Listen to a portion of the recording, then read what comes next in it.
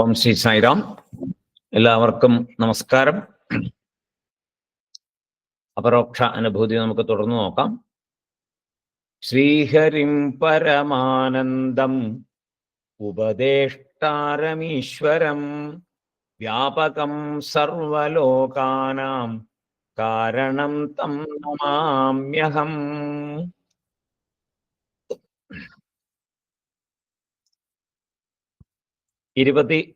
പത്തൊമ്പതാമത്തെ ശ്ലോകം നമ്മൾ നോക്കി. ആത്മാ ജ്ഞാനമയ പുണ്യ ദേഹോ മാംസമയോ ശുചി തയോരൈക്യം പ്രപശ്യന്തി കിമജ്ഞാനമതപരം. ആത്മാ ജ്ഞാനമയ എന്നുള്ളതിനെ അവിടെ നോക്കി. ആ ജ്ഞാനമയ എന്നുള്ളതിനെ അവിടെ കുറച്ച് വിസ്തരിച്ചു. ഇപ്പോ ഈ ശ്ലോകത്തിൽ, പുതിയൊരു ശ്ലോകത്തിൽ കുറച്ചുകൂടെ അതിനെ വിശദീകരിക്കുകയാണ് ആചാര്യസ്വാമികൾ ചെയ്യുന്നത്. 20ാമത്തെ ശ്ലോകം. ആത്മാ പ്രകാശസ്വച്ഛഃ ദേഹത്താമസ ഉച്യത്തെ തയോരൈക്യം പ്രപശ്യന്തി കിമജ്ഞാനമതഃ പരം. ആത്മാ പ്രകാശസ്വച്ഛഃ ദേഹത്താമസ ഉച്യത്തെ തയോരൈക്യം പ്രപശ്യന്തി കിമജ്ഞാനമതഃ പരം. കഴിഞ്ഞ ശ്ലോകത്തില് ആത്മാ ജ്ഞാനമയ എന്ന് പറഞ്ഞു. വീണ്ടും ആത്മാവിനെ പ്രകാശക എന്ന് പറയുന്നു. പ്രകാശക, അതായത് ജ്ഞാനമയം എന്നാൽ പ്രകാശക, എല്ലാത്തിനെയും പ്രകാശിപ്പിക്കുന്നത്. അതാണ് ജ്ഞാനമയം. അത് തന്നെയാണ് പ്രകാശക. എല്ലാത്തിനെയും പ്രകാശിപ്പിക്കുന്നതാണ് ആത്മാ. അതിന്റെ ശക്തി കൊണ്ട് സകലതിനെയും പ്രകാശിപ്പിക്കുന്നു. അങ്ങനെ എന്നാൽ ദേഹം അപ്പൊ എന്താണ്? ദേഹമോ, ദേഹം താമസ ഉച്യത്തെ. ദേഹത്തെ താമസമുച്യത്തെ, അതായത് പ്രകാശിപ്പിക്കപ്പെട്ടത് എന്ന് പറയുന്നു. ദേഹം പ്രകാശിപ്പിക്കപ്പെട്ടത്. പ്രകാശിപ്പിക്കുന്നത് ആത്മാ. ആത്മാവിന്റെ പ്രകാശത്താൽ പ്രകാശിപ്പിക്കപ്പെടുന്നത് ശരീരം, ദേഹം. അപ്പൊ ശരിക്കും ദേഹം എന്താണ്? ജഡസ്വരൂപമാണ്. ശരിക്കും ദേഹം ജഡമാണ്. തന്നെത്താൻ അത് പ്രകാശിക്കുന്നില്ല. ആത്മശക്തി അവിടെ ഉണ്ടെങ്കിലേ അത് പ്രകാശിക്കുകയുള്ളൂ. നമുക്കറിയാം, മരണം എന്ന് പറയുമ്പോൾ ആത്മാ ഈ ശരീരത്തെ ഉപേക്ഷിക്കുമ്പോൾ മരണം. ആത്മാ ഈ ശരീരത്തെ ഉപേക്ഷിക്കുമ്പോൾ, അപ്പോ ആ ശരീരത്തെ പ്രകാശിപ്പിച്ചു കൊണ്ടിരുന്ന ആത്മാ അവിടെ നിന്ന് പോയപ്പോൾ, ഈ ശരീരത്തെ ഉപേക്ഷിച്ചപ്പോൾ ഈ ശരീരം ജഡമായി, അതാണ് ശവമായിട്ടിരിക്കുന്നത്. അപ്പോ ഈ ശരീരം മാത്രമല്ല, ലോകത്തെയും പ്രകാശിപ്പിക്കുന്നത് ആത്മാവാണ്. ശരീരത്തെ മാത്രമല്ല, ലോകത്തെയും പ്രകാശിപ്പിക്കുന്നത് ആത്മാ ആണ്. അതാണ് പ്രകാശക. നേരത്തെ പറഞ്ഞ ജ്ഞാനമയ. ഇതൊക്കെ ഓരോ വിശേഷണങ്ങളായിട്ട് ശരിക്കും മനസ്സിലാക്കാൻ വേണ്ടി കുറേ വാക്കുകൾ പറയുകയാണ്. ആത്മാ എന്താണ് എന്താണ് എന്താണ് എന്ന് നമുക്ക് നന്നായിട്ട് ബോധ്യപ്പെടുത്തുകയാണ് നമ്മളെ. ശരീരമല്ല, ശരീരമല്ല, ശരീരം എങ്ങനെയാണ്, ശരീരമല്ല എന്ന് മനസ്സിലാക്കി തരാൻ വേണ്ടി ഒരുപാട് പറയുന്നു ആചാര്യസ്വാമികൾ. പിന്നെ പറഞ്ഞു, വേറൊരു സ്വരൂപം പറയാണ് ആത്മാവിന്റെ. സ്വച്ഛഃ. ആത്മാ പ്രകാശ സ്വച്ഛഃ. സ്വച്ഛഃ അതായത് ശുദ്ധമായത് എന്നാണ് ഇവിടെ അർത്ഥം. ഇവിടെ സ്വച്ഛഃ എന്ന് പറഞ്ഞാൽ ശുദ്ധമായത് എന്നർത്ഥം. എന്ത് ശുദ്ധി എന്നാൽ, സാധാരണ ഒരു വസ്തു മറ്റൊരു വസ്തുവിനെ പ്രകാശിപ്പിക്കുമ്പോൾ പ്രകാശിപ്പിക്കപ്പെടുന്ന വസ്തുവിന്റെ ഗുണങ്ങൾ അതിനെ ബാധിക്കുകയില്ല. നമ്മുടെ സാധാരണ ജീവിതത്തിലെ ഉദാഹരണം നമുക്ക് നോക്കണം. ഏതെങ്കിലും വസ്തുവിനെ, ഇപ്പൊ ടോർച്ചടിച്ച് ഒരു വസ്തുവിനെ പ്രകാശിപ്പിച്ച് നോക്കുമ്പോൾ ആ വസ്തുവിന്റെ ഒരു ഗുണങ്ങളും ടോർച്ചിലെ ലൈറ്റിലേക്ക് വരില്ല, ഇതിനെ ബാധിക്കില്ല. അതേമാതിരി തന്നെ ഏറ്റവും വ്യക്തമായ ഉദാഹരണം എന്താണ്? സൂര്യഭഗവാൻ. സൂര്യഭഗവാൻ എല്ലാത്തിനെയും പ്രകാശിപ്പിക്കുന്നുണ്ട്. സാക്ഷാൽ ഗംഗയെയും പ്രകാശിപ്പിക്കുന്നു, അഴുക്കുചാലിനെയും പ്രകാശിപ്പിക്കുന്നു. അഴുക്കുചാലിന്റെ ദോഷമോ ഗംഗയുടെ പുണ്യമോ മേന്മയോ ഒന്നും സൂര്യനിലേക്ക് ചെല്ലുന്നില്ല, സൂര്യനെ ബാധിക്കുന്നില്ല. അഴുക്കജാലിന്റെ മോശമായൊക്കെ അതൊക്കെ സൂര്യനെ ബാധിക്കുന്നുണ്ടോ? ഇല്ല. ഗംഗയുടെ മേന്മ ബാധിക്കുന്നുണ്ടോ? ഇല്ല. അപ്പൊ പ്രകാശിപ്പിക്കപ്പെടുന്ന വസ്തുവിന്റെ ഗുണങ്ങളൊന്നും എന്താണോ പ്രകാശം തരുന്നത് അതിനെ ബാധിക്കുന്നില്ല. സൂര്യന് സൂര്യൻ്റെതായ തനതായ ഗുണങ്ങൾ മാത്രമേ ഉള്ളൂ. ഗംഗയ്ക്കും അഴുക്കുചാലിനും അവരുടേതായ ഗുണങ്ങളുണ്ട്. അപ്പോ പ്രകാശിപ്പിക്കുമ്പോൾ പ്രകാശിപ്പിക്കപ്പെടുന്ന വസ്തുവിന്റെ ഗുണങ്ങളൊന്നും ആ പ്രകാശിപ്പിക്കുന്ന അതിനെ ബാധിക്കുന്നില്ല. സ്വച്ഛഃ എന്ന് പറയുമ്പോൾ പ്രകാശസ്വരൂപം. ആ പ്രകാശസ്വരൂപത്തിനെ പ്രകാശിപ്പിക്കപ്പെടുന്ന ഒരു വസ്തുവിൻ്റെയും ഗുണങ്ങള് അതിനെ ബാധിക്കില്ല. അപ്പൊ ഇവിടത്തെ കാര്യം എന്താണ്? ഇവിടെ ആത്മാസ്വച്ഛഃ എന്ന് പറഞ്ഞു. അപ്പോ ആത്മാസ്വച്ഛഃ എന്ന് പറയുമ്പോ ആത്മാവ് കൊണ്ട് പ്രകാശിപ്പിക്കപ്പെടുന്ന ഒരു വസ്തുവിൻ്റെയും ഗുണങ്ങൾ ആത്മാവിനെ ബാധിക്കില്ല. അതാണല്ലോ ഇപ്പൊ പറഞ്ഞതിന്റെ അർത്ഥം. അപ്പൊ എവിടെയാണ്, എന്തിനെയാണ് ആത്മാ പ്രകാശിപ്പിക്കുന്നത്? ആത്മാ ഈ ശരീരത്തെ പ്രകാശിപ്പിക്കുമ്പോൾ ഈ ശരീരത്തിന്റെ ഗുണദോഷങ്ങളൊന്നും ആത്മാവിനെ ബാധിക്കുന്നില്ല. ഇപ്പൊ നമ്മൾ എങ്ങനെയാ പറയുന്നത്? ആത്മാ ഈ ശരീരത്തെ പ്രകാശിപ്പിക്കുമ്പോൾ ഈ ശരീരത്തിന്റെ, ഈ ദേഹത്തിന്റെ ഒരു ഗുണങ്ങളും ഒരു ദോഷങ്ങളും ഒന്നും ആരെ ബാധിക്കുന്നില്ല? ആത്മാവിനെ ബാധിക്കുന്നില്ല. ആത്മാ ആര്? ആത്മാ ഞാൻ. എന്നെ ബാധിക്കുന്നില്ല. ഇത് മനസ്സിലാക്കാൻ ഭയങ്കര ബുദ്ധിമുട്ടാണ്. ഏറ്റവും കട്ടിയുള്ള രണ്ട് ശ്ലോകങ്ങളാണ് ഇനി പറയുന്നത്. അത് മനസ്സിലാക്കിയാലോ? മനസ്സിലാക്കിയാൽ കാര്യങ്ങൾ വളരെ എളുപ്പമായി, വളരെ വളരെ നമ്മൾ ഒരു ഹൈ ലെവലിലേക്ക് നമ്മൾ മാനസികമായിട്ട് ഉയരും ഇത് മനസ്സിലാക്കുമ്പോൾ. അത്രയും ഭംഗിയായിട്ടാണ് ഈ അപരോക്ഷാനുഭൂതിയിൽ ഇത് വന്നിരിക്കുന്നത്. ഇതിൽ കൂടുതലൊന്നും ഒരാൾക്കൊന്നും പറഞ്ഞു തരാൻ പറ്റില്ല.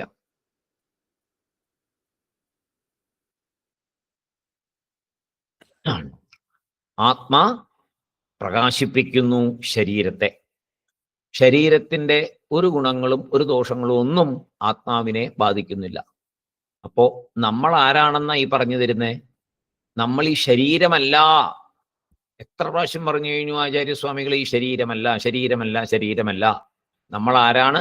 നമ്മൾ ആത്മായാണ്, നമ്മൾ ആത്മായാണ്, നമ്മൾ ആത്മായാണ്. ഞാൻ ഞാൻ ഞാൻ എന്ന് പറയുന്നു. ആ പറയുന്നത് ആത്മാവിനെ ആയിരിക്കണം. ഞാൻ ആത്മശക്തി എന്നുള്ളതിൻ്റെ ഓർമ്മ എനിക്ക് വരണം. ഞാൻ ആത്മസ്വരൂപം എന്ന ഓർമ്മ വരണം. ഞാൻ പ്രകാശസ്വരൂപം എന്നറിയണം. ഞാൻ സ്വച്ഛ, എന്നെ ഈ ശരീരത്തിന്റെ ഒന്നും എന്നെ ബാധിക്കില്ല എന്ന് ഞാൻ അറിയണം. ജനിച്ചപ്പോ തൊട്ട് ഞാനുണ്ടല്ലോ, ഈ ശരീരവും ഉണ്ടല്ലോ. ഈ ശരീരം മാറിക്കൊണ്ടേയിരിക്കുന്നു. ഞാൻ അങ്ങനെ തന്നെ ഇരിക്കുന്നു. ഞാൻ ഞാൻ ഞാൻ. അപ്പൊ ഞാൻ പറയുന്നു, ഞാൻ കുട്ടിയായിരുന്നു എന്ന് പറയുന്നു, ഞാൻ യൗവനത്തിൽ ഉണ്ടായിരുന്നു എന്ന് പറയുന്നു, എനിക്ക് ഇത്ര വയസ്സായിരുന്നു എന്ന് പറയുന്നു, ഇപ്പൊ എനിക്ക് എത്ര വയസ്സായി എന്ന് പറയുന്നു, പല കാര്യങ്ങളും പറയുന്നു. ആ പറയുമ്പോഴൊക്കെ ശരീരത്തെ ചേർക്കുന്നതാണ് നമ്മുടെ അജ്ഞാനം. നമ്മൾ ഈ ശരീരത്തെ വെച്ചാണ് അതെല്ലാം പറയുമ്പോൾ അതെല്ലാം എന്താ പറയുക, ദ്വൈതത്തിലേക്ക് വരും, അദ്വൈതത്തിലെ വിട്ടുപോകും. അപ്പൊ നമ്മള് അജ്ഞാനിയാണ്. ശരിക്കും നമ്മൾ നോക്കാം. നമ്മൾ നോക്കുമ്പോൾ ഈ ശരീരത്തിന് ചൈതന്യം പോയി കഴിയുമ്പോൾ ശരീരം അവിടെ കിടക്കുന്നു. അതിന് അതിന് ഒന്നും ചെയ്യാൻ പറ്റത്തില്ല. കാരണം അതിന്റെ ശക്തി പോയി. അതിനകത്ത് പ്രവർത്തിച്ചിരുന്ന ആ ശക്തി വിട്ടുപോയി. ആ ശക്തി ഞാനാണ് എന്ന് തിരിച്ചറിയാനാ പറയുന്നത്. ഈ താഴെ വീണ് കിടക്കുന്ന ബോഡിയല്ല ഞാൻ. ഇതിൽ നിന്ന് വിട്ടുപോയ ആ ശക്തിയാണ് ഞാൻ. ആ ഞാനാണ് ഈ ശരീരത്തെ പ്രകാശിപ്പിച്ചു കൊണ്ടിരുന്നത്. കേടുവന്നു പോകുന്നത് ഈ ശരീരമാണ്. എനിക്കൊന്നും സംഭവിക്കുന്നില്ല. ഞാൻ ഈ ശരീരത്തെ, ഒരു ഷർട്ടിനെ ഒരു ഡ്രസ്സ് മാറ്റുന്ന പോലെ ഞാൻ എൻ്റെ ഡ്രസ്സൊന്ന് മാറ്റി, അത്രയേ ഉള്ളൂ.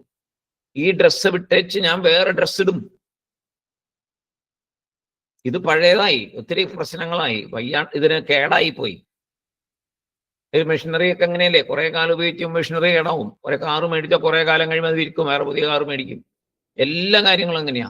അതുപോലെ ഈ ദേഹവും നശിക്കുന്നതാണ്.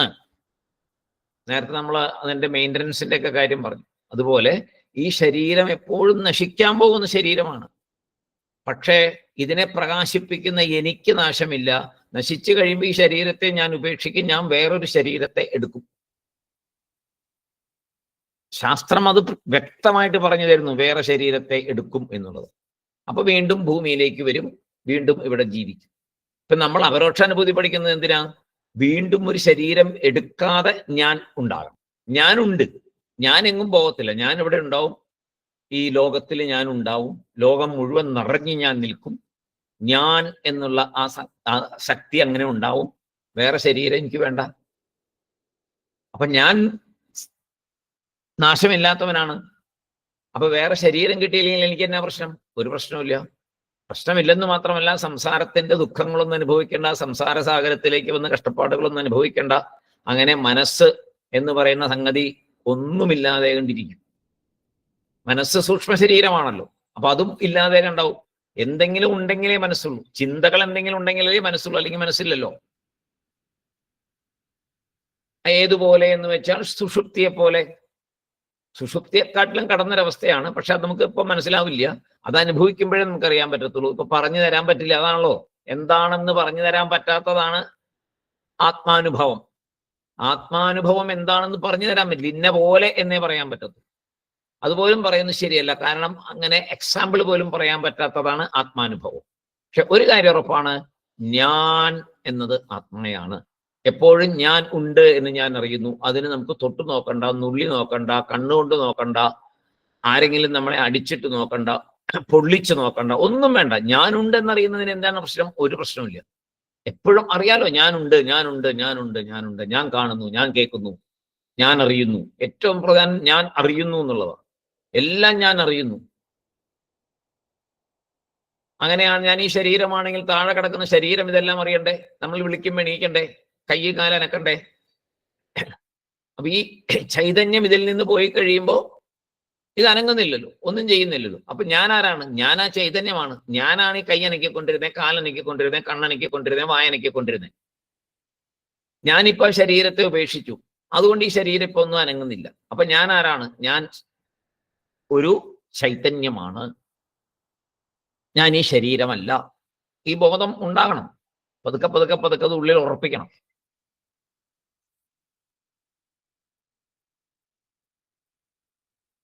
അപ്പോൾ ആൾക്കാർ പറയും, ഈ പറയുന്നൊക്കെ ശരി തന്നെ, ശരീരം സൗഖ്യമായിട്ടിരിക്കുമ്പോൾ, പ്രശ്നമൊന്നും ഇല്ലാതിരിക്കുമ്പോൾ ഒക്കെ.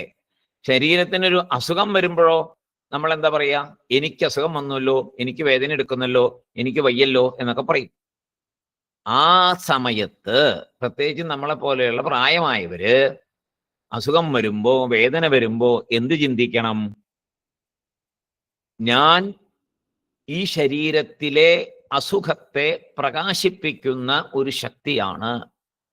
ഞാൻ പ്രകാശിപ്പിക്കുമ്പോഴാണ് ഞാൻ ഇതറിയുന്നത്. ഈ അസുഖത്തെ ഞാൻ പ്രകാശിപ്പിക്കുന്നവനാണ്. എളുപ്പമല്ല. ഒരുമാതിരി എന്താ പറയാ, ഇതൊക്കെ കേൾക്കുമ്പോ ഈ ക്ലാസ് നമുക്ക് നിർത്തിപ്പോയേക്കൊള്ളാന്നൊക്കെ തോന്നും. പക്ഷേ ഇപ്പൊ നമ്മൾ 13 പേരുണ്ട് ഇതിനകത്ത്, ഞാൻ കൂട്ടി 14 പേര്. 13 പേര് ഇത് സ്ഥിരമായിട്ട് കേൾക്കുന്നു. മഹാഭാഗ്യം എന്നേ പറയാനുള്ളൂ. അപ്പോ വളരെ വളരെ അഡ്വാൻസ്ഡ് ആയിട്ടുള്ള ഒരു ഭാഗമാണ്. വളരെ വളരെ വളരെ അഡ്വാൻസ്ഡ് ആണ്. ശരീരത്തിലൊരു അസുഖം വരുമ്പോ എൻ്റെ ശരീരത്തിനാണ് അസുഖം, ഞാൻ പ്രകാശമാണ്. ഞാൻ പ്രകാശിപ്പിക്കുന്നത് കൊണ്ടാണ് ഈ വേദന ഞാൻ അറിയുന്നത്. ഞാൻ ഇതിനെ പ്രകാശിപ്പിച്ചില്ലെങ്കിൽ ഞാൻ അറിയില്ല. ഞാൻ ഇതൊന്നുമില്ലാത്ത സ്വച്ഛമാണ്. എന്നെ ഈ ശരീരത്തിലാണ് ഈ വേദന, ഈ ശരീരത്തിന്റെ ഒന്നും എന്നെ ബാധിക്കുന്നില്ല. ഇതാണ് വലിയ ഗുരുനാഥന്മാരുടെ അവസ്ഥ, സ്ഥിതപ്രജ്ഞന്മാരുടെ അവസ്ഥ. രമണ മഹർഷിയൊക്കെ ഒരു വായിച്ചിട്ടില്ലേ നിങ്ങൾ? ഗുഹയിലിരുന്ന് എലി കടിച്ച് ശരീരത്തിന്റെ എത്രയോ ഭാഗത്തെ എലി കാർന്ന് തിന്നിരുന്നു, അറിഞ്ഞില്ലല്ലോ. അങ്ങനെ കുറെ ഉണ്ട്, വലിയ വലിയ ആൾക്കാരുടെ ഉദാഹരണങ്ങൾ പലതും ഉണ്ട്. അവരാ വേദന എന്നറിയില്ല. ക്യാൻസർ വന്ന് ശ്രീരാമകൃഷ്ണ പരമഹംസർ ക്യാൻസറാണ്, അത് അതിന്റെ പാട്ടിന് അവിടെ ഇരിക്കും. അങ്ങേര് കരഞ്ഞുകൊണ്ടിരിക്കുകയാണോ? വേദന എടുത്ത് പൊളയുകയാണോ? അല്ല. എത്രയോ എത്രയോ മഹാന്മാരുടെ അനുഭവങ്ങൾ അങ്ങനെയുണ്ട്. ഇതാണ് അതിന്റെ ബേസ്. ഇവിടെയാണ് അതുമായിട്ട് ചേർത്ത് വായിക്കണ്ടേ. നമുക്കും അങ്ങനെ സാധിക്കുമോ? തീർച്ചയായിട്ടും സാധിക്കും. സാധന കൊണ്ട് സാധിക്കും. അതുപോലെ സാധന ചെയ്താൽ, ആ ലെവലിലേക്ക് ഉയർന്നാൽ, ഇങ്ങനെ അറിഞ്ഞാൽ അത് സാധിക്കും. അതുകൊണ്ടാണ് ശാസ്ത്രം അത് പറ്റുമെന്ന് പറയുന്നത്. അപരോക്ഷാനുഭൂതി അദ്ദേഹം എഴുതിയതും അതിനു വേണ്ടിയിട്ടാണല്ലോ. ഇത് നിങ്ങൾക്ക് സാധിക്കും, നിങ്ങൾക്ക് പറ്റും, അതിന്റെ വഴി ഇതാണെന്ന് പറഞ്ഞു തരുന്നതാണ് അപരോക്ഷാനുഭൂതി. അതാണല്ലോ പണ്ട് നമ്മൾ ആദ്യം പഠിച്ചപ്പോൾ ശങ്കരാചാര്യ ഒരു കാര്യം പറഞ്ഞു. വളരെ ഒരു ചെറിയ ശതമാനം ആൾക്കാർ മാത്രമേ ഇതൊക്കെ വായിക്കുള്ളൂ. പക്ഷെ അങ്ങനെ വായിക്കാൻ ആഗ്രഹമുള്ളവർ കാണും. ആത്മാ എന്താണ്, ഇതിന്റെ സത്യം എന്താണ്, ഈ കാണുന്ന ലോകത്തിന്റെ സത്യം എന്താണ്, ഞാൻ ഇവിടെ ഉണ്ടല്ലോ, ഇതിന്റെ സത്യം എന്താണ്, എൻ്റെ ജനനം എന്താണ്, മരണം എന്താണ്, ഇതൊക്കെ അറിയാൻ താല്പര്യമുള്ളവർ കാണും. അവർക്ക് വേണ്ടിയിട്ടാണ് ഞാൻ ഈ ഉപനിഷത്തുക്കളുടെ എല്ലാം ഭാഷ്യം എഴുതുന്നത് എന്ന് ആചാര്യസ്വാമികൾ ജൈമിനി മഹർഷിയുടെ ആൾക്കാരോട് പറഞ്ഞു. അവർ ചോദിച്ചു, എന്തിനാണ് ഇത് എഴുതുന്നത്? കർമ്മകാണ്ഡം മതിയല്ലോ, ഇതൊന്നും ആരും വായിക്കാൻ പോകുന്നില്ല. കർമ്മകാണ്ഡത്തിൽ ഓരോരോ സുഖങ്ങൾ കിട്ടാനായിട്ട് ചെയ്യുന്ന കർമ്മങ്ങൾ എഴുതി വെച്ചിട്ടുണ്ട്. ഓരോരോ യാഗങ്ങൾ, പൂജകൾ, അഭിഷേകങ്ങൾ പലതും. അതൊക്കെ ആൾക്കാർ ചെയ്യുള്ളൂ. കാരണം ഈ ലോകത്തിൽ ജീവിക്കുമ്പോൾ എല്ലാവർക്കും സുഖം വേണം. സുഖം നേടാനുള്ള കർമ്മങ്ങളാണ് എല്ലാവരും ചെയ്യുക. അത് വായിക്കുള്ളൂ. ആ കർമ്മകാണ്ഡത്തിലെ വേദത്തിന്റെ കർമ്മകാണ്ഡമേ ആൾക്കാർ വായിക്കുള്ളൂ. ഈ വേദാന്തം ആരും വായിക്കാൻ പോകുന്നില്ല. അതുകൊണ്ട് അതിന് ഭാഷ്യം എന്തിനാ എഴുതണേന്ന് ചോദിച്ചു. പറഞ്ഞു, ഇല്ല, ആരെങ്കിലും ഒരാൾക്ക് സത്യം എന്ത് എന്നറിയണമുണ്ടെങ്കിൽ അയാൾക്ക് ഇത് ഉപകാരമാകട്ടെ എന്നാണ് അദ്ദേഹം എന്ന് പറഞ്ഞത്. അപ്പോൾ തീർച്ചയായിട്ടും നമുക്ക് അത് വളരെയധികം അറിവ് തരുന്നുണ്ട്. ഒത്തിരി അറിവ് നമുക്ക് തരുന്നു. ഇതിൽ നിഷ്ഠനായിട്ട് നിൽക്കാൻ വേണ്ടിയിട്ട് ഇനി ഉപദേശം വരും പുറകെ, എങ്ങനെ നിഷ്ഠനാകാം എന്നുള്ളത്. അപ്പൊ തുടങ്ങിയിട്ടല്ലേ ഉള്ളൂ. അപ്പോൾ 10-20 ശ്ലോകമേ ആയിട്ടുള്ളൂ. 100 ചില്ലാൻ ശ്ലോകം ഉണ്ടല്ലോ. അപ്പോ എങ്ങനെയാണ് ഇപ്പം മനസ്സിലാക്കേണ്ടത്? വളരെ വ്യക്തമായിട്ട് ഇത് ഓർത്തോണ്ടേയിരിക്കണം. ഞാൻ ചൈതന്യമാണ്, ഞാനാണ് ഈ ശരീരത്തെ പ്രവർത്തിപ്പിക്കുന്നത്. ഈ ശരീരത്തിന്റെ വേദന എൻ്റെ വേദനയല്ല, ശരീരത്തിന്റെ വേദനയാണ്.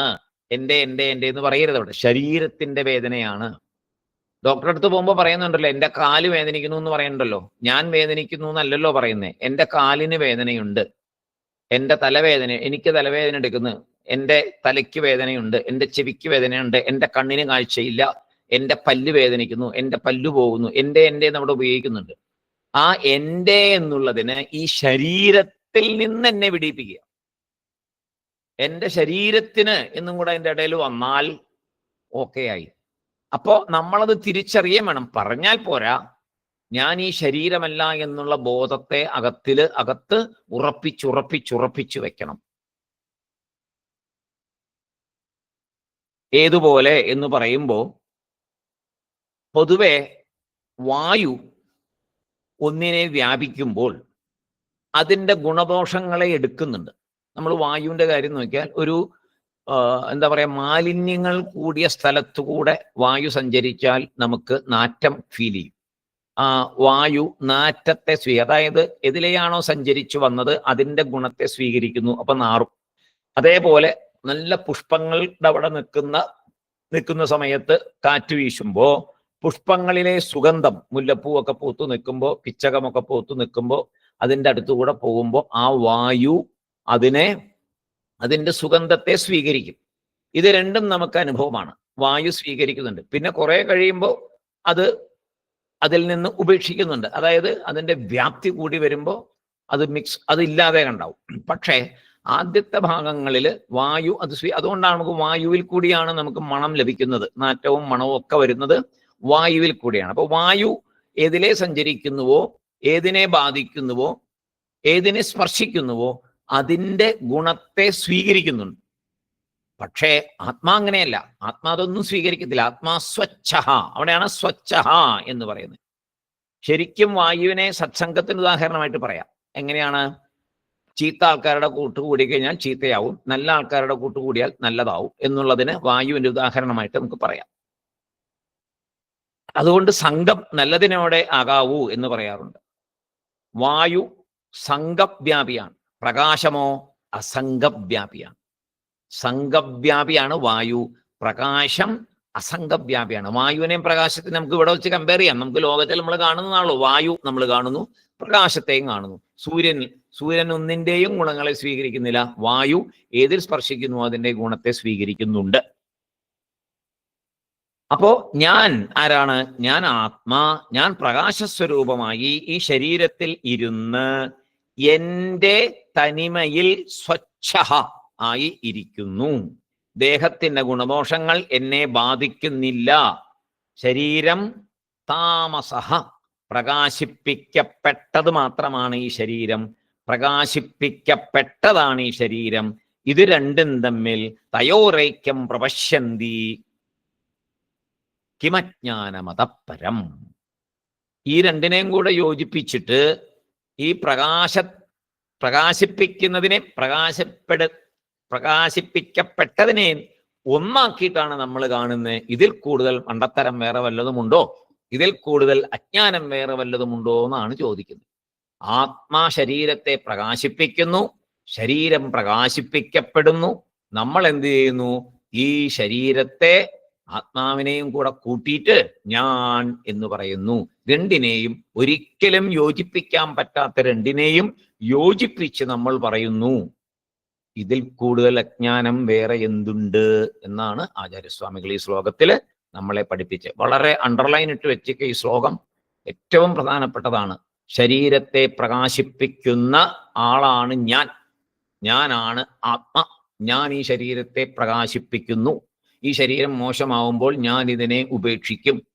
ഞാൻ വേറെ ശരീരം എടുക്കുകയോ എടുക്കാതിരിക്കുകയോ ആകട്ടെ, ഏതായാലും ഞാൻ ഈ ശരീരത്തിൽ നിന്ന് വിടും എന്നുള്ളത് ഉറപ്പാണ്. ഈ ശരീരത്തിലെ വേദന എൻ്റെ വേദനയല്ല, ശരീരത്തിന്റെ വേദനയാണ്, ശരീരത്തിന്റെ വേദനയാണ് എന്ന്. വിശപ്പ് ശരീരത്തിൻ്റെയാണ്, ദാഹം ശരീരത്തിൻ്റെയാണ്, എല്ലാം ശരീരത്തിന്റെ നിലനിൽപ്പിനുള്ള വേണ്ടി മാത്രം വരുന്നതാണ്. അത് എപ്പോ വരുന്നു? ആ വിശപ്പും ദാഹവും എല്ലാം എപ്പോ വരും? ഞാൻ ഈ ശരീരത്തിനകത്തുള്ളപ്പോഴേ വരുള്ളൂ. ഞാൻ ഈ ശരീരത്തെ ഉപേക്ഷിച്ചാൽ ഈ ശരീരത്തിന് വിശപ്പില്ല, ദാഹവുമില്ല, കാഴ്ചയില്ല, ഒന്നുമില്ല, അതവിടെ കിടപ്പുണ്ടാവും. അപ്പൊ ഞാൻ ആണ് ഇതിനെല്ലാം നാഥൻ, ഞാനാണ് ഇതെല്ലാം ചെയ്യുന്നേ, ഞാൻ എല്ലാം അറിയുന്നു. അടുത്ത ശ്ലോകം 21-ാമത്തെ ശ്ലോകം. ആത്മാ നിത്യോഹി സദ്രൂപ. ആത്മാ നിത്യോഹി സദ്രൂപ ദേഹോ നിത്യോ ഹ്യസന്മയഃ. ദേഹോ അനിത്യോ എന്ന് വരും. ദേഹോ നിത്യോ ഹ്യസന്മയഃ തയോരൈക്യം പ്രപശ്യന്തി കിമജ്ഞാനമതപരം. ദേഹോ അനിത്യോ ആണ്. ദേഹോ കഴിഞ്ഞൊരു ഫിക്സേഷൻ മാർക്കുണ്ട്. ദേഹോ അനിത്യോ, ദേഹ അനിത്യ. അതാണ് ഒരുപാട് ആത്മ അനാത്മ വിവേകം പറഞ്ഞ്. ഗീതാ നായർ മ്യൂട്ട് ചെയ്യൂ.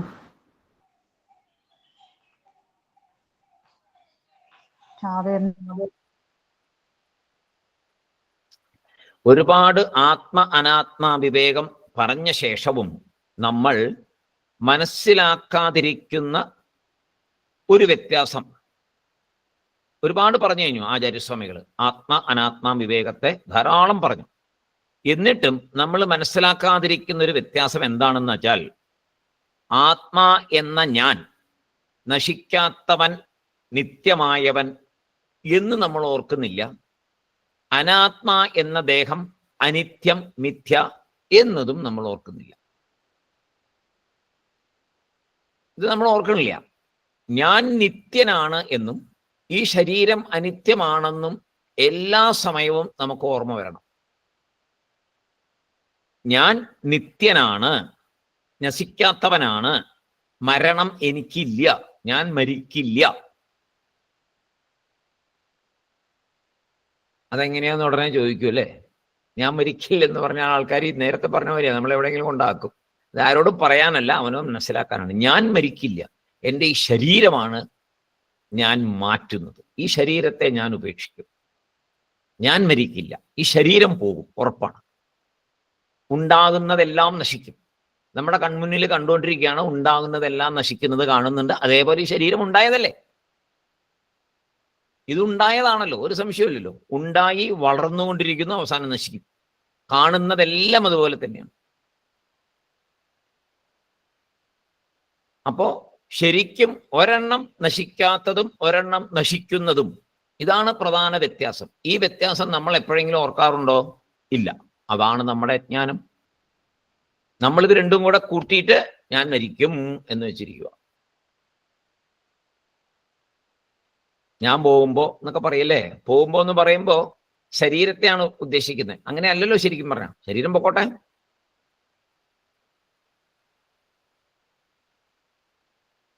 അപ്പോ ഈ പറയുന്നത് കാര്യങ്ങളൊക്കെ ഈ വ്യത്യാസത്തെ മനസ്സിലാക്കി തരുവാൻ വേണ്ടിയിട്ടാണ് ആചാര്യസ്വാമികൾ ഒത്തിരി കാര്യങ്ങൾ നമ്മളെ പറഞ്ഞ് മനസ്സിലാക്കുന്നത്. ഇത് മനസ്സിലായാലേ വേദാന്തം മനസ്സിലാവും. ഏത് മനസ്സിലായാൽ?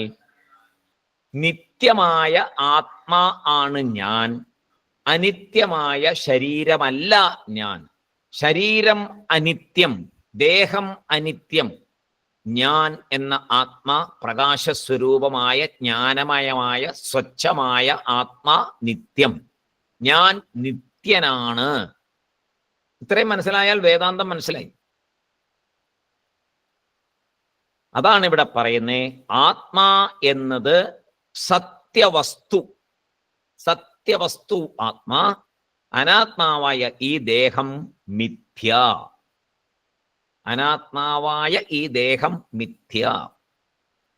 ഇതെങ്ങനെ വെളിപ്പെടുത്തുന്നു?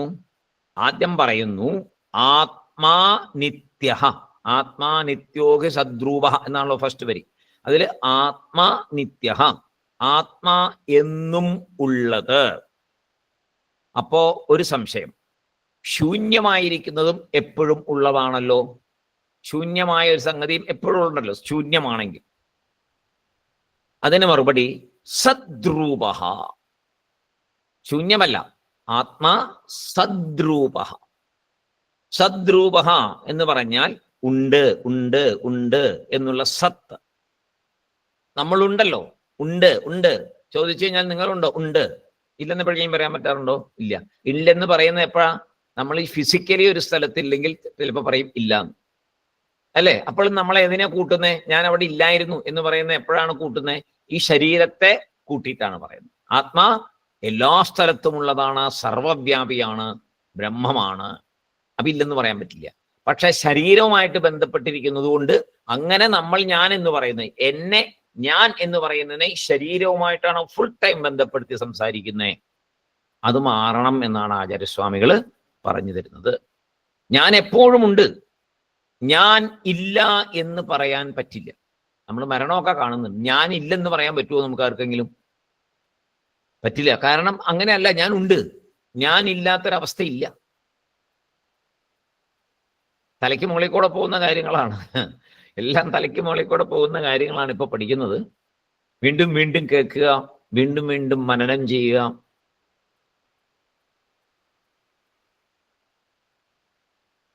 അപ്പൊ ഞാൻ എപ്പോഴും ഉണ്ട്, ഞാൻ ഇല്ലെന്ന് പറയാൻ പറ്റില്ല. വീട് നശിക്കും, ജോലി പോകും, ആരോഗ്യം നശിക്കും. ഇതൊക്കെ ഭയമുണ്ട് നമുക്ക്, ഇല്ലേ? ധനം നശിക്കുമോ? വീട് നശിക്കുമോ? നമ്മുടെ ചുറ്റിലുള്ള നമ്മുടേത് എന്റേത് എന്ന് പറഞ്ഞിരിക്കുന്നത് എല്ലാം നശിക്കുമോ? ഈ ഒരു ഭയം എപ്പോഴും ഉണ്ട്, എപ്പോഴും ഉണ്ട് ഭയം. നമ്മുടെ കൂടെ ഉള്ളതെല്ലാം നശിക്കുമോ നശിക്കുമോ നശിക്കുമോ? ഒരു പേടിയുണ്ട്. നശിക്കാതിരുന്നാൽ സുഖം, നശിക്കുമോ എന്നുള്ള ഭയം വന്നാൽ ബുദ്ധിമുട്ടായി. രാത്രി ഉറങ്ങുമ്പോൾ പേടിയുണ്ട്, കള്ളം വരുമോ, എടുത്തോണ്ട് പോവുമോ? മരുന്ന് കഴിക്കുന്നുണ്ട് അല്ലേ, ശരീരം പോകുമോ, അസുഖം വന്ന് തട്ടിപ്പോകുമോ? മരുന്ന് കഴിച്ചുകൊണ്ടേ ഇരിക്കുക, ഇടയ്ക്കിടയ്ക്ക് ഡോക്ടറെ കാണും. പോകുമോ, തട്ടിപ്പോകുമോ, മരിച്ചു പോകുമോ? ഈ ദേഹം പോകുമോ എന്നല്ലേ പേടിക്കുന്നേ? ആചാര്യസ്വാമിയോട് പറഞ്ഞു തരും, ദേഹം പൊക്കോട്ടെ. മരുന്ന് കഴിച്ചുകൊണ്ട് ആത്മാ നിലനിൽക്കില്ല. ആത്മാ ശരീരത്തെ ഉപേക്ഷിക്കാനുള്ള സമയമാകുമ്പോൾ ആത്മാ ഞാൻ ഈ ശരീരത്തെ ഉപേക്ഷിക്കും. അറിയാൻ പറ്റുമോ എന്ന് ചോദിച്ചാൽ അറിയുന്നവരുണ്ട്. ശരീരത്തെ ഉപേക്ഷിക്കാറായി എന്നറിഞ്ഞ് ശരീരത്തെ ഉപേക്ഷിക്കുന്ന എത്രയോ മഹാന്മാർ ഇപ്പോഴും ജീവിച്ചിരിപ്പുണ്ട് ഹിമാലയ സാനുക്കളില്. അവർക്കറിയാം എപ്പോൾ ശരീരം വിടണം എന്നുള്ളത്, അവരെപ്പോൾ വിടും. എത്രയോ നടക്കുന്നുണ്ട്. നമ്മൾ അതിനെക്കുറിച്ചൊക്കെ പഠിക്കാത്തത് കൊണ്ടാണ്. ധാരാളം ബുക്സ് ഉണ്ട്, അതിനെക്കുറിച്ചൊക്കെ അറിയുന്ന ബുക്സ് ഉണ്ട്. ഇപ്പോഴും വലിയ വലിയ അവിടെയൊക്കെ ചെന്ന വലിയ സന്യാസിമാരുടെയൊക്കെ കൂടെ പോയി കുറച്ച് ദിവസം താമസിച്ചവരോടൊക്കെ ചോദിച്ചാൽ ഇതൊക്കെ വ്യക്തമായിട്ട് പറഞ്ഞു. ഇപ്പോഴും ഭാരതത്തിന്റെ പ്രത്യേകത അതല്ലേ, ഭാരതത്തിൽ ഇതെല്ലാം ഉണ്ട്, ഇതെല്ലാം മനസ്സിലാക്കാനുള്ള അവസരമുണ്ട്. ലോകത്തിൽ ഒരിടത്ത് പോയാലും ഇത്രയും ആത്മീയ അറിവ് കിട്ടത്തില്ല. ഇവിടെ മാത്രമേ ഉള്ളൂ ഇതിന്റെ ഈ അറിവുകൾ കിട്ടുന്ന സ്ഥലം. മറ്റുള്ള സ്ഥലത്തൊക്കെ ഇവിടെ ഉണ്ടായതിനെ റിസർച്ച് ചെയ്ത് കണ്ടുപിടിക്കുന്നതാണ്. ഉണ്ടായതിനെ റിസർച്ച് ചെയ്ത് അതെന്താണ് എന്ന് കണ്ടുപിടിക്കുന്നതാണ്. എങ്ങനെ ഉണ്ടായി, ആരുണ്ടാക്കി, അതിന്റെ റിസർച്ച് ഒന്നും എങ്ങും നടക്കുന്നില്ല. അത് റിസർച്ച് നടന്നത് ഇവിടുത്തെ ഋഷീശ്വരന്മാര് റിസർച്ച് ചെയ്തു. എങ്ങനെ റിസർച്ച് ചെയ്തു? അവര് ധ്യാനത്തിലിരുന്നു. അവര് ധ്യാനത്തിലിരുന്നപ്പോ എന്തായി? അവർക്ക് ഇതിന്റെ ദർശനമുണ്ടായി. എന്താണ് സത്യം എന്നുള്ളത് ദർശനമുണ്ടായി. ആ ദർശനമാണ് വേദം. ആ ദർശനത്തെ ഭംഗിയായിട്ട് പറഞ്ഞു തന്നു. അതാണ് വേദം. അപ്പൊ നമ്മളെപ്പോഴും അസത്തിനെയാണ് ഭയപ്പെടുന്നത്. സത്തിനെ നമുക്ക് ഭയമില്ലേ. ഞാനുണ്ട് ഭയമൊന്നുമില്ല. അസത്തിനെ ഭയപ്പെടും. ഏതിനാ?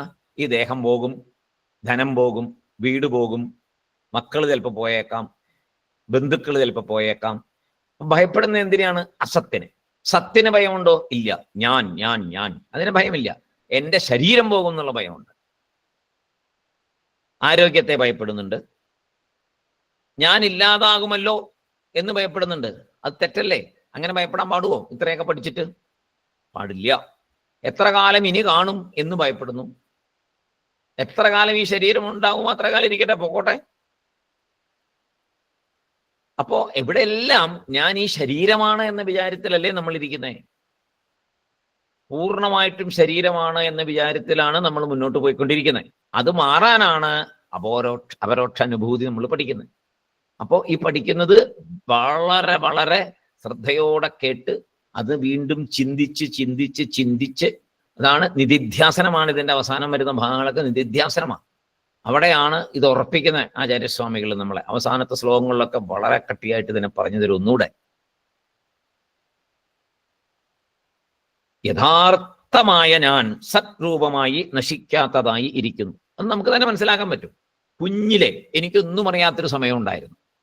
അപ്പോഴും ഞാൻ ഉണ്ടായിരുന്നു, ഞാൻ ഉണ്ട് എന്നറിയുന്നുണ്ടായിരുന്നു. അത് കഴിഞ്ഞ് ശരീരത്തിലെ ആ സെല്ലുകളെല്ലാം മാറി ഞാൻ വളർന്ന് അന്നുള്ള സെല്ലാണോ ഈ ശരീരത്തിലിരിക്കുന്നത്? അന്നത്തെ കൈയാണോ ഈ കൈ? അല്ല, അതൊക്കെ മാറി, എല്ലാം മാറി. തൊലി മാറി, കൈ മാറി, എല്ലാം മാറിയിട്ടുണ്ട്. നമ്മൾ പ്രത്യേകം ശ്രദ്ധിച്ചാൽ അറിയാം. എല്ലാത്തിനും മാറ്റം സംഭവിച്ചിട്ടുണ്ട്. മുഖമൊക്കെ മാറി, എല്ലാം മാറി. എന്തെല്ലാം മാറ്റങ്ങൾ ഈ ശരീരത്തിൽ സംഭവിക്കുന്നു. പക്ഷെ ഞാൻ മാറിയില്ല. ഞാൻ അറിയുന്നുണ്ട്. സൂക്ഷ്മ ശരീരത്തിലും മാറ്റങ്ങൾ വന്നിട്ടുണ്ട്. സൂക്ഷ്മ ശരീരത്തിൽ എന്താ മാറ്റം വന്നേ? സ്വഭാവത്തിൽ മാറ്റം വന്നിട്ടുണ്ട്. ഇപ്പൊ എൻ്റെ സ്വന്തം കാര്യം പറയുകയാണെങ്കിൽ പണ്ടുണ്ടായിരുന്ന മോശം സ്വഭാവങ്ങൾ കുറെ മാറിയിട്ടുണ്ട്, ഇനിയും കുറച്ച് മാറാനുണ്ട് എന്ന് പറഞ്ഞ പോലെ ഒത്തിരി മാറ്റങ്ങൾ നമ്മളിൽ സംഭവിച്ചുകൊണ്ടിരിക്കുന്നുണ്ട്. ഇപ്പോ മനസ്സ് മാറുന്നുണ്ട്, ബുദ്ധി മാറുന്നുണ്ട്. അന്നത്തെ ബുദ്ധിയല്ല ഇന്നെന്ന് പറയും അല്ലെ. കുട്ടികൾ എന്ത് പറയും? അന്ന് എനിക്ക് ബുദ്ധിയില്ലായിരുന്നു, ഇപ്പൊ എനിക്ക് ബുദ്ധി ഉണ്ടെന്ന്. ബുദ്ധി മാറുന്നുണ്ട്, ചിത്തം, അഹങ്കാരം എല്ലാം മാറുന്നുണ്ട്, സൂക്ഷ്മ ശരീരം എല്ലാം മാറുന്നുണ്ട്. കാരണ ശരീരവും കളയണം. അതും കൂടെ കളയുമ്പോൾ എന്തായി? ഞാൻ എന്നുള്ളതിന് അവിടെ പൂർണ്ണമായ ആ ഒരു ഇൻഡിവിജ്വാലിറ്റി കിട്ടി. സത്സ്വരൂപമായി, സദ്രൂപമായിട്ട് അവിടെ ഇരിക്കും, സ്വച്ഛമായിട്ട് അവിടെ ഇരിക്കും. യഥാർത്ഥമായ ഞാൻ സദ്രൂപമായി നശിക്കാത്തതായി ഇരിക്കുന്നു. പിന്നെ പറയുന്നു ദേഹ അനിത്യ ഹി അസത്മയ. പറഞ്ഞ കാര്യം തന്നെ. ഇവിടെ ദേഹം അനിത്യം, അസത് എന്ന് പറയുന്നു. ദേഹത്തെ അനിത്യം അഥവാ അസത്ത് എന്ന് പറയുന്നു. ദേഹം അനിത്യവും അസത്തുമാണ്. സത്ത് അല്ല എന്നാ പറയുന്നത്. സത്ത് എന്നുള്ളത് പറഞ്ഞാൽ അതിനൊരിക്കലും നാശമില്ല. അസത് എന്ന് പറഞ്ഞാൽ നാശമുള്ളതാണ്. അനിത്യം എന്ന് പറഞ്ഞാൽ നിത്യമായിട്ടുള്ളതല്ല.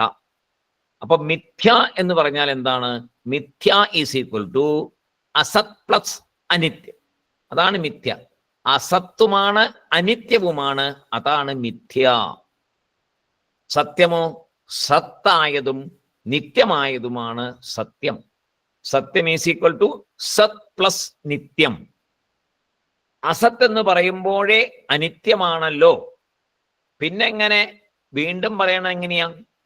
എന്നാൽ ലോകത്തില് അസത്ത് താത്കാലികമായി സത് പോലെ നമുക്ക് തോന്നും. ലോകത്തെ കാണുമ്പോൾ സത്തായിട്ടല്ലേ നമുക്ക് തോന്നുന്നേ. മുമ്പില് മരമുണ്ട്, വൃക്ഷങ്ങളുണ്ട്, എല്ലാം ഉണ്ട് എന്ന് നമുക്ക് തോന്നുന്നുണ്ടല്ലോ. അത് താൽക്കാലികമായിട്ടുള്ള തോന്നലാണ്. ശരിക്കും അത് അസത്താണ്. നമ്മൾ സത്തായിട്ട് നമുക്ക് തോന്നുന്നു. ചിന്തിച്ചു നോക്കണേ. എല്ലാം ഉണ്ട് എന്ന് നമുക്ക് തോന്നും. ഞാനുണ്ട്, അതുപോലെ അതേ മരമുണ്ട്, വൃക്ഷമുണ്ട്, എൻ്റെ ശരീരമുണ്ട്, എല്ലാം ഉണ്ടെന്ന് തോന്നുന്നുണ്ടല്ലോ. ആ ഉണ്ടെന്ന് തോന്നുന്നത് ശരിക്കും സത്തല്ല, അത് അസത്താണ്. ആ തോന്നല് അതുണ്ട് എന്ന് നമ്മൾ പറയുന്ന അത് അസത്താണ്. ഞാൻ ഉണ്ട് എന്നുള്ളത് സത്താണ്. എൻ്റെ എല്ലാം ഉണ്ട് എന്ന് പറയുന്നത് അസത്താണ്. എൻ്റെ ശരീരമുണ്ട്, അത് അസത്താണ്, സത്തല്ല. കാരണം അത് നശിക്കുന്നതാണ്. ഞാൻ സത്താണ്, നശിക്കാത്തതാണ്.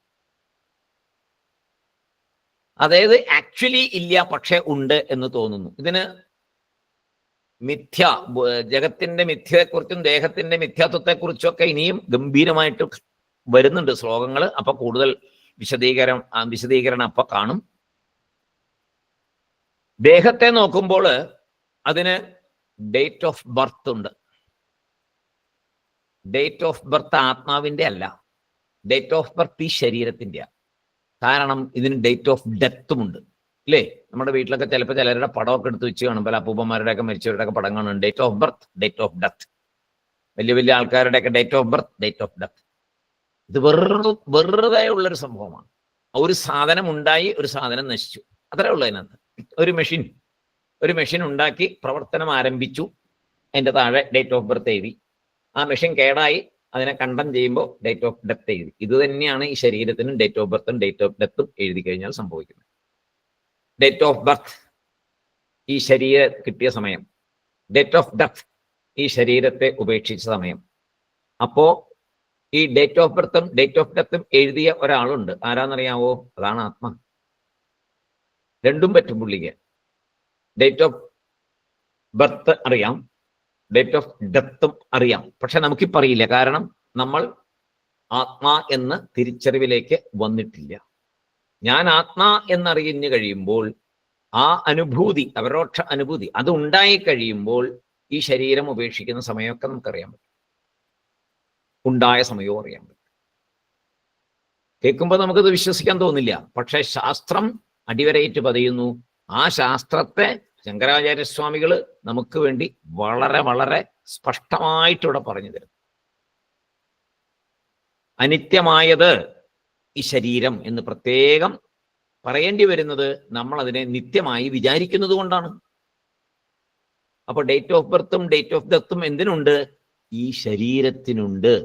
ഞാൻ എന്ന സ്വച്ഛമായ, സദ്രൂപമായ, നിത്യമായ, സത്യമായ, സത്തായ എനിക്ക്, ആത്മാവിന് ഇല്ല. ജനിച്ചന്ന് മുതൽ ഓരോ ക്ഷണവും മാറുന്നുണ്ടല്ലോ, അനിത്യമല്ലേ? ആണ്. അറിഞ്ഞുകൊണ്ടേയിരിക്കുന്നു, അല്ലേ? മാറ്റത്തെ അറിഞ്ഞുകൊണ്ടേയിരിക്കുന്നു. അപ്പൊ അത് സത്ത്. ആരാണ് അറിഞ്ഞുകൊണ്ടേയിരിക്കുന്നത്? ആത്മാ, ഞാൻ. ഈ അനിത്യവും അസത്വമായ ശരീരത്തിൽ ഞാൻ എന്ന വിചാരവും നിത്യത്വവും കൽപ്പിക്കുമ്പോൾ നമുക്ക് ദുഃഖങ്ങൾ ഉണ്ടാകുന്നു, വിഷമങ്ങൾ ഉണ്ടാകുന്നു, സങ്കടങ്ങൾ ഉണ്ടാകുന്നു. വളരെ പ്രധാനപ്പെട്ട ഒരു ഭാഗം. അനിത്യവും അസത്തും ആയ ശരീരത്തിൽ ഞാൻ എന്ന വിചാരവും നിത്യത്വവും കൽപ്പിക്കുമ്പോൾ നമുക്ക് ദുഃഖമുണ്ടാകുന്നു, സങ്കടമുണ്ടാകുന്നു, വിഷമങ്ങൾ ഉണ്ടാകുന്നു. അതാണ് സംസാരസാഗരത്തിലുള്ള വിഷമം എന്ന് പറയുന്നത്. എന്തുകൊണ്ടാ സങ്കടം വരുന്നത്? നമുക്ക് നമ്മൾ പലതും പ്രതീക്ഷിക്കുന്നു. ആ പ്രതീക്ഷിക്കുന്നത് നടക്കാതിരിക്കുമ്പോഴാണ് സങ്കടം വരുന്നത്. ആലോചിച്ച് നോക്കിയാൽ അറിയാം എപ്പോഴാണ് സങ്കടം വരിക. പലതും പ്രതീക്ഷിക്കുന്നത് നടക്കാതെ വരുമ്പോൾ സങ്കടം. ഇപ്പൊ ഒരാളുടെ ബന്ധുക്കൾ മരിക്കും, ആരെങ്കിലും മരിച്ചു, അവിടെ എന്താണ് പ്രതീക്ഷ? അയാൾ ഇനിയും കുറെ കാലം ഉണ്ടാകും എന്നുള്ള പ്രതീക്ഷയാണ്. ആ പ്രതീക്ഷ നഷ്ടപ്പെടുമ്പോഴാണ് സങ്കടം. ആ ശരീരം നഷ്ടപ്പെട്ടപ്പോൾ സങ്കടം. വേറൊരാളുടെ ശരീരം, നമ്മുടെ ബന്ധുക്കളുടെ, നമ്മുടെ സ്വന്തം ആൾക്കാരുടെ ആരുടെയെങ്കിലും നഷ്ടപ്പെടുമ്പോൾ മരണം ഇതുമായിട്ട് ബന്ധിപ്പിക്കാൻ പറ്റും, ഉറപ്പായിട്ടും പറ്റും. പ്രതീക്ഷ തന്നെയാണ് മരണത്തിന്റെ സങ്കടം വരുത്തുന്ന കാര്യം. പ്രതീക്ഷ അസ്തമിക്കുന്നു അവിടെ. ആ ശരീരം പോകുമ്പോൾ ആ ആത്മാ ആരുടേതാണോ ആ ആത്മാ ശരീരത്തെ ഉപേക്ഷിച്ച് കഴിയുമ്പോൾ നമ്മൾ വിചാരിക്കുന്നത് കുറെ കാലം കൊണ്ട് ഉണ്ടായാൽ കൊള്ളാമായിരുന്നു എന്ന പ്രതീക്ഷ നമ്മുടെ ഉള്ളിൽ ഉണ്ടായിരുന്നത് കൊണ്ടാണ് വിഷമം. അല്ലെങ്കിൽ വിഷമമൊന്നുമില്ല. നമ്മൾ എന്തിനാ അങ്ങനെ പ്രതീക്ഷിക്കണേ? അതിന് നാശം ഉണ്ടാവും എന്നുള്ള ഉറപ്പല്ലേ? ഇന്നല്ലെങ്കിൽ നാളെ അത് നശിക്കുന്ന ഉറപ്പല്ലേ? അപ്പൊ നമ്മുടേതായതുകൊണ്ട് നമ്മൾക്ക് പ്രതീക്ഷയുണ്ടായി. പ്രതീക്ഷ ശരിയായപ്പോൾ ദുഃഖമുണ്ടായി. പേപ്പറിൽ 100 കണക്കിന് ഫോട്ടോസ് കാണുന്ന ദിവസവും ശരീരം വിട്ടുപോയവരുടെ ഇപ്പോൾ ഉണ്ടായിരുന്ന ശരീരത്തിന്റെ ഫോട്ടോ ഇഷ്ടം പോലെ വരുന്നുണ്ട്. നമുക്ക് കരച്ചിലൊന്നും വരാറില്ലല്ലോ. എന്തെല്ലാം മരണങ്ങൾ നടക്കുന്നു. അത് ഇന്ന് തന്നെ ബസ് കത്തി, ആന്ധ്രാപ്രദേശിലെവിടെ ബസ് കത്തി എത്രയോ പേര് മരിച്ചിരിക്കുന്നു. നമ്മളിരുന്ന് കരഞ്ഞോ? ഇല്ലല്ലോ. അയ്യോ കഷ്ടം എന്ന് പറഞ്ഞു, അല്ലേ? അത്രയും വരെ വന്നു, അയ്യോ കഷ്ടം എന്ന് പറഞ്ഞു.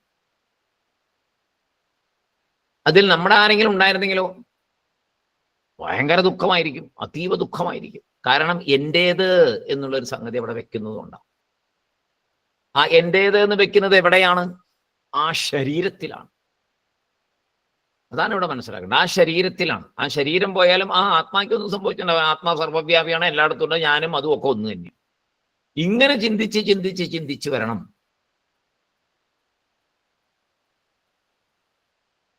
അപ്പോ പലതും പ്രതീക്ഷിക്കുന്നു, അത് നടക്കാതെ വരുമ്പോ സങ്കടം വരുന്നു, വിഷമം വരുന്നു.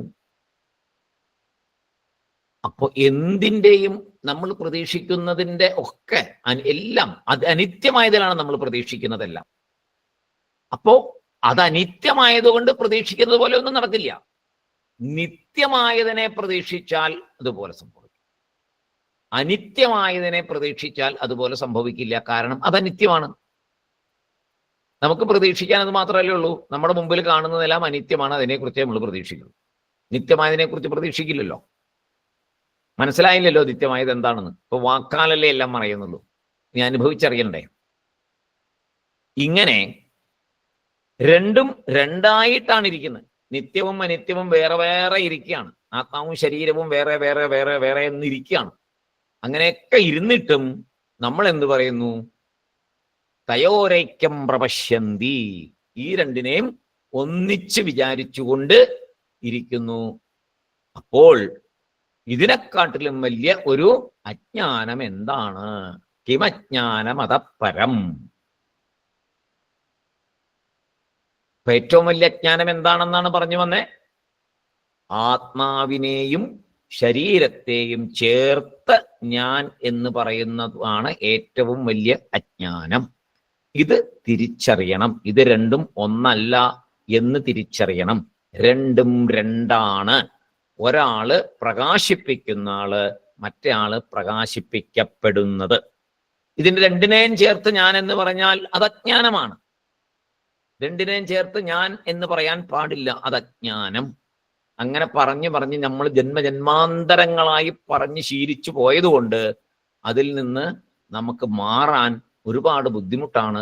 അങ്ങനെ മാറണം എന്നൊരു തോന്നൽ എവിടെയോ ഈ ജന്മത്തിൽ ഉണ്ടായത് കൊണ്ടാണ് നമ്മൾ ഈ വേദാന്തത്തിലേക്ക് വന്നത്.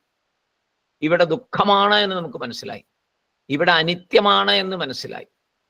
ഈ ദുഃഖത്തിൽ നിന്ന് കരകയറാൻ എന്താണ് മാർഗം? അനിത്യമായതിനെ മാറ്റി നിത്യമായതിനെ കണ്ടുപിടിക്കണം എന്നൊരു തോന്നൽ നമ്മുടെ എല്ലാവരുടെ ഉള്ളിൽ എവിടെയോ ഉണ്ടായത് കൊണ്ടാണ് നമ്മൾ വേദാന്തത്തിലേക്ക് വന്നത്. അത് ഏറ്റവും വലിയ ഈശ്വരാനുഗ്രഹം ഈ ജന്മത്തിലെ. ബാക്കി ഒന്നും ഈശ്വരാനുഗ്രഹമായിട്ട് കൂട്ടരുത്. എന്തെല്ലാം സ്വത്തുണ്ടായി, കുട്ടികളുണ്ടായി, പേരക്കുട്ടികളുണ്ടായി, പലതും ഉണ്ടായിട്ടുണ്ടാവും. നമുക്ക് പല ഭാഗ്യങ്ങളും സിദ്ധിച്ച് കാണും ലൗകികമായിട്ട്. അതൊന്നുമല്ല ഈശ്വരാനുഗ്രഹം. ശരിക്കും മനസ്സിലാക്കേണ്ട ഈശ്വരാനുഗ്രഹം ഇന്ന് ഈ അപരോക്ഷാനുഭൂതി പോലെയുള്ള കാര്യങ്ങളെ മനസ്സിലാക്കാനുള്ള ഒരു മാനസികാവസ്ഥ ഉണ്ടായതാണ് ഈ ജന്മത്തിലെ ഏറ്റവും വലിയ പുണ്യം. അത് മനസ്സിലാക്കണം. മനസ്സിലാക്കിയിട്ട് ഇതിൽ നിന്ന് തിരിഞ്ഞു പോകാതെ ഇതിനെ വീണ്ടും വീണ്ടും ചിന്തിച്ച് ചിന്തിച്ച് ഞാൻ ഈ ശരീരമല്ലല്ലോ അല്ലല്ലോ അല്ലല്ലോ അല്ലല്ലോ എന്ന് ചിന്തിച്ച് മുന്നോട്ട് പോകുമ്പോൾ ബാക്കി പ്രവൃത്തികളെയും വെറും വ്യവഹാരമായിട്ട് എടുക്കുക. എല്ലാ പ്രവൃത്തികളും ചെയ്യാം, ഒന്നും ചെയ്യാതിരിക്കേണ്ട. സകല പ്രവൃത്തികളും ചെയ്യുക. അതെല്ലാം വ്യവഹാരം മാത്രമാണ്. എന്റേത് എന്റേത് എന്നുള്ളതിനെ പിഴുതെറിയണം അകത്തുനിന്ന്. ഉള്ളിൽ നിന്ന് അത് പിഴുതെറിഞ്ഞാൽ മാത്രമേ ഈ രണ്ടായിട്ട് തിരിച്ച് നമുക്ക് മുന്നോട്ട് പോകാൻ പറ്റുള്ളൂ. എന്റേത് എന്ന് വിചാരിച്ചിരിക്കുന്നിടത്തോളം കാലം അത് പറ്റില്ല. എന്റേതെന്ന് വിചാരിച്ചാതിരിക്കാൻ എളുപ്പം എന്താ? നശിക്കുന്നതല്ലേ. പിന്നെ എന്തിനാണ് എന്റേതാക്കുന്നത്? എല്ലാം നശിച്ചു പോകുന്നതാണ്. പിന്നെ എന്തിനാ എന്റേതാക്കുന്നത്? നശിക്കുന്നതല്ലല്ലോ എനിക്ക് വേണ്ടത്. ഇങ്ങനെ ഓരോരോ രീതിയിൽ ആചാര്യസ്വാമികൾ നിറയെ പറഞ്ഞു തന്നു കഴിഞ്ഞു. തത്വബോധത്തിൽ ഒരുപാട് പറഞ്ഞു തന്നു, വിവേക ചൂടാമണിയിൽ ഒരുപാട് പറഞ്ഞു തന്നു. ഇപ്പൊ ഇതാ അപരോക്ഷാനുഭൂതിയിൽ ഇത്രയും 21 ശ്ലോകങ്ങൾ ഗംഭീരമായിട്ട് പറഞ്ഞു തന്നിരിക്കുന്നു. ഇതിനെ വീണ്ടും വീണ്ടും ചിന്തിച്ചുറപ്പിച്ച് മുന്നോട്ടുള്ള ശ്ലോകങ്ങൾ ഇനിയും കൂടുതൽ കൂടുതൽ കൂടുതൽ കട്ടിയാവും മുന്നോട്ട് പോകും തോറും. പക്ഷേ ഒരുപാട് അറിവ് ലഭിക്കുന്നുള്ളത് ഉറപ്പാണ്. ഈ ജന്മത്തിൽ ഈ അറിവ് നമുക്ക് കിട്ടാനും മുന്നോട്ട് പോകാനും വീണ്ടും ഭഗവാൻ തന്നെ അനുഗ്രഹിക്കട്ടെ ആ മായയിൽ നിന്ന് മുന്നോട്ട് വരാൻ. ഇത് തോന്നുന്നത് മായയുടെ പ്രഭാവം കൊണ്ടാണ്. ഈ ശരീരവും ഞാനാണ് എന്ന് തോന്നിക്കൊണ്ടിരിക്കുന്നത് മുഴുവൻ മായയുടെ ശക്തി കൊണ്ടാണ്. മായ ഒരാളെ അല്ല ബാധിച്ചിരിക്കുന്നത്, മായ സർവവ്യാപിയായിട്ടാണ്. എന്താ വെച്ചാൽ ബ്രഹ്മം അതിൻ്റെ ശക്തിയെ ഉപയോഗിച്ചിരിക്കുന്നു. സാക്ഷാൽ ജഗദീശ്വരൻ തൻ്റെ മായാശക്തിയെ ഉപയോഗിച്ചാണ് ഇത് മുഴുവൻ സൃഷ്ടിച്ചിരിക്കുന്നത്. നമ്മളെ സൃഷ്ടിച്ചിരിക്കുന്ന എല്ലാം അങ്ങനെ തന്നെയാണ്, കംപ്ലീറ്റ് സംഭവങ്ങൾ. അപ്പൊ പിന്നെ ഈ മായയിൽ നിന്ന് മുക്തി നേടണമെങ്കിൽ ആ ബ്രഹ്മത്തെ തന്നെ, ആ ആത്മാവിനെ തന്നെ നമ്മൾ ചിന്തിച്ച് പ്രാർത്ഥിച്ച് മുന്നോട്ട് വരണം. അപ്പോൾ ഈ മായയിൽ നിന്നുള്ള മോചനം നമുക്ക് ലഭിക്കും. ഇതിന് ഭഗവാൻ അനുഗ്രഹിക്കട്ടെ, ഭഗവാൻ ബാബ അനുഗ്രഹിക്കട്ടെ. ഭഗവാന്റെ എല്ലാ പ്രഭാഷണങ്ങളിലും അവസാനം വന്ന് നിൽക്കുന്നത് നീ ആത്മാവിനെ തിരിച്ചറിയുക എന്ന് ഒരു എന്തെങ്കിലും ഇവിടെ കാണും. ആത്മാവിനെ തിരിച്ചറിയാനുള്ള ഒരു വാക്കെങ്കിലും ഇല്ലാതെ വരില്ല ഏത് പ്രഭാഷണം നോക്കിയാലും. ഭഗവാൻ അവതരിച്ചത് അതിന് തന്നെയാണ്. നമ്മുടെ ഉള്ളിലെ ആത്മശക്തിയെ തിരിച്ചറിയിപ്പിച്ചു തരാനാണ് ഭഗവാൻ വന്നത്. ഭഗവാൻ ഓർഗനൈസേഷൻ സ്ഥാപിച്ചു അതിന് തന്നെയാണ്. അതിന് പറയുന്നുണ്ട്, അതിന്റെ ഫസ്റ്റ് ഒരു വേർഡ് പറയുന്നുണ്ട്, to find the divinity in all beings. To find divinity in all. എല്ലാത്തിലും ഡിവിനിറ്റിയെ കാണാനായിട്ട് നിങ്ങളെ പ്രാപ്തരാക്കാനാണ് ഞാനിതാ സത്യസായി സേവാ ഓർഗനൈസേഷൻ പറഞ്ഞത്. സേവനത്തിൽ കൂടി, മനസ്സിനെ നേരെയാക്കി, പ്രാർത്ഥനയിൽ കൂടി, ഭജനയിൽ കൂടി, ഒത്തിരി പരിപാടികളുണ്ടല്ലോ. എല്ലാം സാധനങ്ങളാണ്. പല പല മനുഷ്യർക്ക് പല പല സാധനങ്ങളാണ് വേണ്ടത്. എല്ലാവർക്കും ഒരേ സാധനയല്ല വേണ്ടത്. ഓരോരോ വാസന കൊണ്ടുവന്നിരിക്കുന്നവർക്ക് ഓരോരോ സാധനയിൽ കൂടിയാണ് ആ വാസനയിൽ നിന്ന് രക്ഷപ്പെടുക. പക്ഷേ അവസാനം വരുന്നതെല്ലാം എവിടെ? ആത്മാ എന്ത്, ഞാൻ ആത്മാ ആണ് എന്ന് മനസ്സിലാക്കുന്നതിലാണ്. അതിന് നമുക്ക് കഴിയട്ടെ എന്ന് പ്രാർത്ഥിച്ചുകൊണ്ട് ഇന്നത്തെ ക്ലാസ് നമുക്ക് ഇവിടെ നിർത്താം. ഓം പൂർണ്ണമദ പൂർണ്ണമിദം പൂർണ്ണാത് പൂർണ്ണമുദച്യത്തെ പൂർണ്ണസ്യ പൂർണ്ണമാദായ പൂർണ്ണമേവാവശിഷ്യത്തെ. ഓം ശാന്തി ശാന്തി ശാന്തി. ഹരി ഓം തത്സത്. ബ്രഹ്മാർപ്പണമസ്തു. എല്ലാവർക്കും സായിരാം. സായിരാം സാർ.